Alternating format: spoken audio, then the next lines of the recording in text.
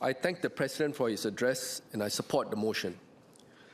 As the President reminded us, we are living in a more unsettled and chaotic world.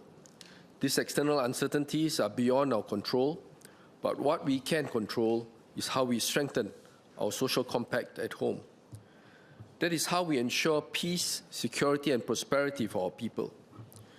Mr. Deputy Speaker, as the President also reminded us, fairness is work never finished. Singapore has long held meritocracy as a core value, that effort and ability should determine success, not birth or background.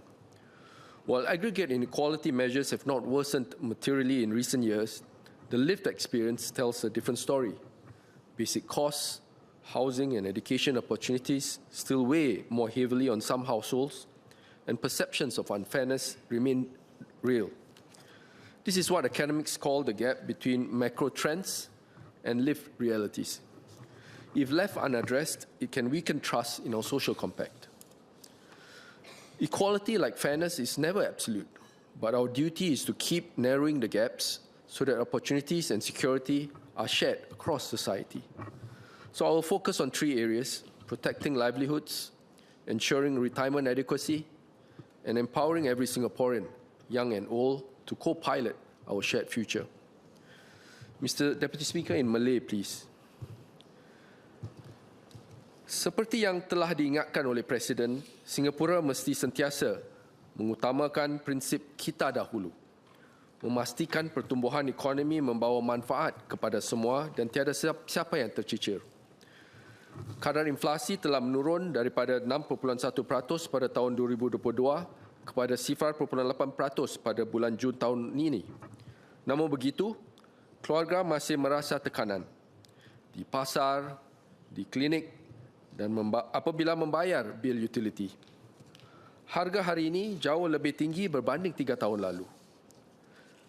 Namun, langkah-langkah pemerintah seperti pakej jaminan dan voucher CDC telah banyak membantu. Tetapi seperti yang Perdana Menteri ingatkan, ini bukan penyelesaian jangka panjang. Walaupun inflasi menjejaskan semua orang, kesannya paling berat ditanggung oleh keluarga berpendapatan rendah. Meritokrasi hanya berfungsi apabila keperluan asas dipenuhi dan peluang diagihkan secara adil.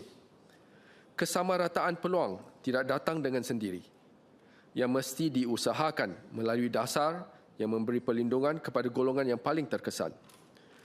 Oleh itu, saya mencadangkan satu mekanisme pelarasan kos sara hidup atau KOLA yang secara automatik. Bantuan tambahan kepada skim seperti Comcare atau Silver Support boleh diaktifkan apabila inflasi bagi barangan asas melepasi satu paras tertentu. Dengan pemantauan pintar menggunakan kecerdasan buatan, bantuan ini boleh disalurkan secara tepat pada masanya, disasarkan dan boleh dijangka.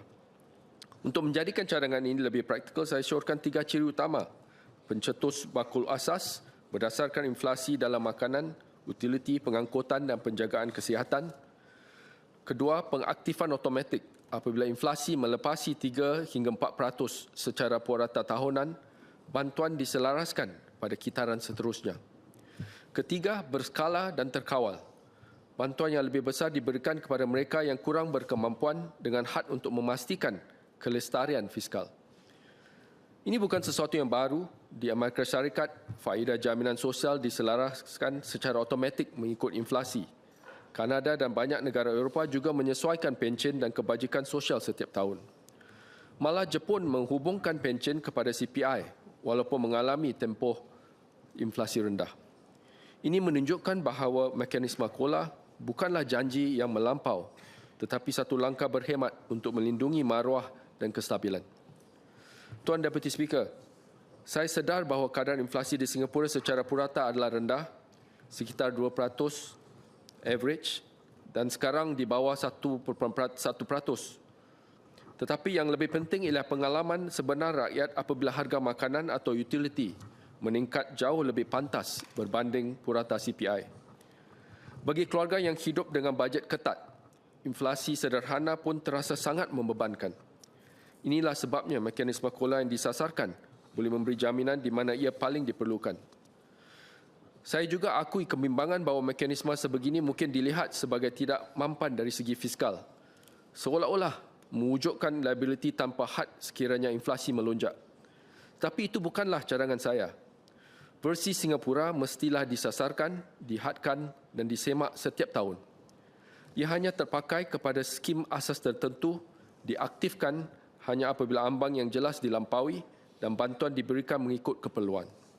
Dengan cara ini, kita seimbangkan keprihatinan dengan disiplin fiskal, membina jaring keselamatan bagi golongan paling rentan sambil mengekalkan tradisi berhemat Singapura.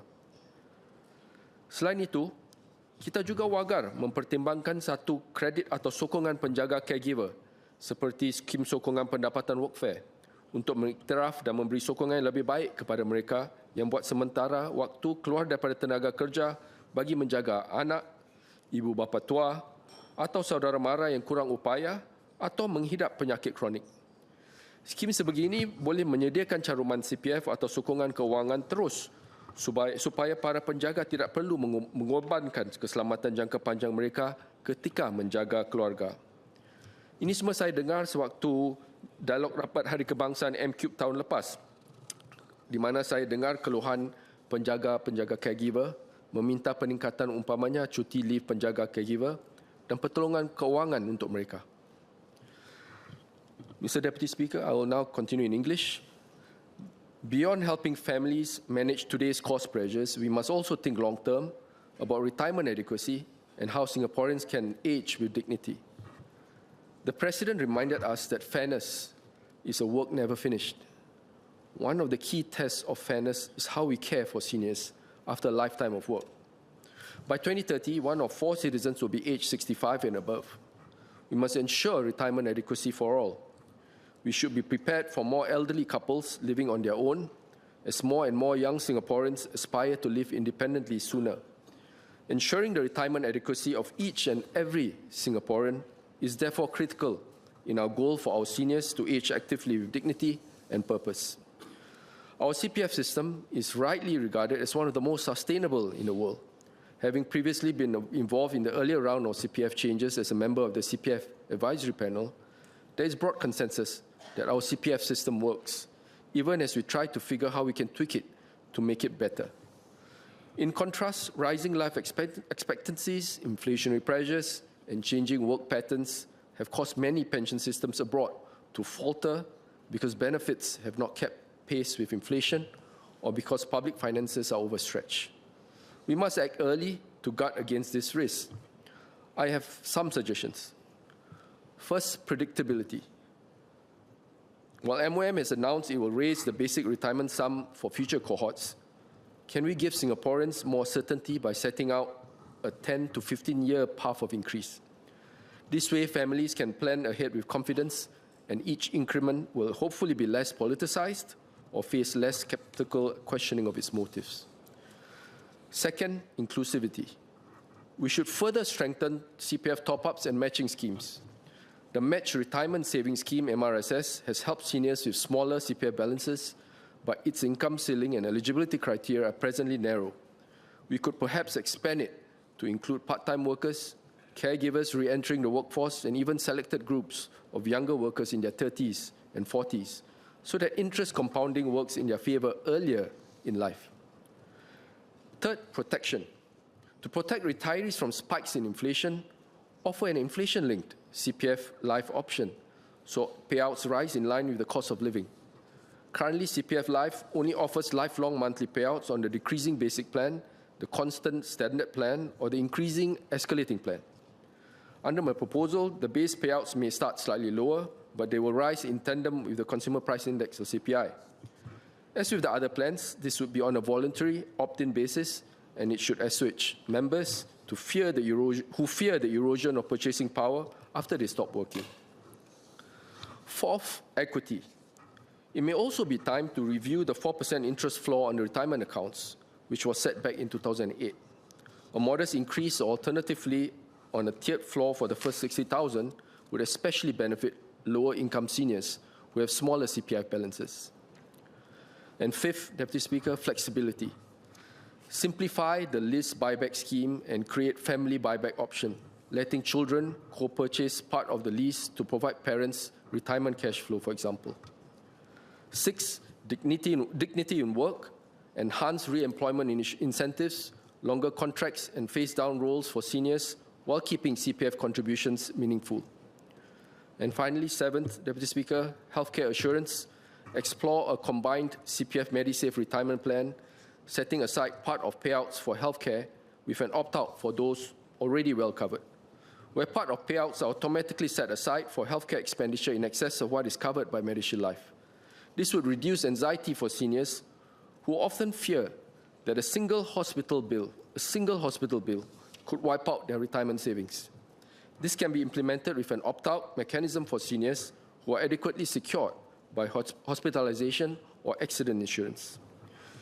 Mr. Deputy Speaker, these proposed refinements will together boost confidence in our retirement system and its ability to see each of us through life. They will give assurance that no Singaporean, after a lifetime of work, will be left to face old age amidst insecurity. Mr. Deputy Speaker, as the President also noted, we must give every citizen confidence about their place in society, and that begins with our youths. They must be co-pilots of our journey and not passengers. Youth unemployment is higher than national average, and many worry about employability in an age of AI. So first, evolve SkillsFuture into a family credit system. More credits when more family members upskill together. Second, a suggestion would be to expand SkillsFuture Level Up program to Singaporeans below 40 so that younger workers can also upgrade and pivot. Third, broaden the definition of success. Let's celebrate entrepreneurship, trades, the arts and sports, not just traditional jobs. For the arts, perhaps the expanded National Arts Council scholarships could also explore a dual career pathway, similar to what SPECS Education provides for our Team Singapore athletes. This would reassure talented artists that they can pursue their craft with confidence, while also having academic and career options to fall back on. It would make a career in the arts not just inspiring, but also sustainable. And fourth, prioritize mental well-being.